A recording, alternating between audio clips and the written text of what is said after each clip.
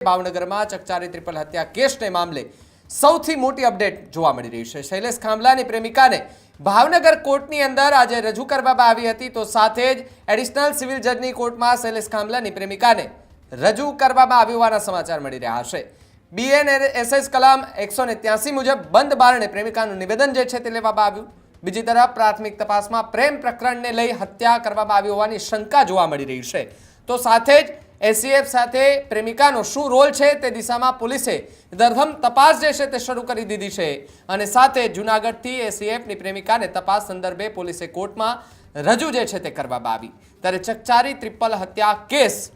એ ન માત્ર ભાવનગર પરંતુ આખા ગુજરાતની અંદર ચર્ચાનો વિષય બન્યો હતો અને શૈલેષ ખાંભલા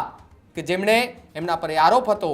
કે ભાઈ એમણે પોતાના પરિવારને ધનોત્પનોત કરી નાખ્યું, પોતાના બાળકોને પત્નીને મોતની ઘાટ ઉતારી અને ખાડો ખોદી અને ત્યાં દાટી દીધા હતા। જો કે પોલીસ તપાસ બાદ ખબર પડી કે આખી ઘટનાની અંદર એક પ્રેમિકાનો પણ રોલ જોવા મળી રહ્યો છે। ત્યારે પ્રાથમિક તપાસ કે જેની અંદર અલગ અલગ ખુલાસાઓ જે છે તે થતા હતા, અલગ અલગ દિશાઓમાં તપાસ થતી હતી, અલગ અલગ રીતે પૂછપરછો કરવામાં આવતી હતી। ભાવનગરની અંદર એ તપાસ ચાલુ હતી, તે દરમિયાન શૈલેષ ખાંભલા કે જેના પર આરોપો લાગ્યા હતા અને ક્યાંક એમની પૂછપરછ કરવામાં આવી રહી હતી, તે દરમિયાન પણ શૈલેષ ખાંભલાએ મૌન ધારણ કર્યું હતું। જો કે એમને કોર્ટ પરિસરની અંદર લઈ આવવામાં આવ્યો ત્યારે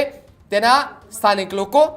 સમાજના જે લોકો હતા તેમણે વિરોધ કર્યો હતો કે આ નરાધમને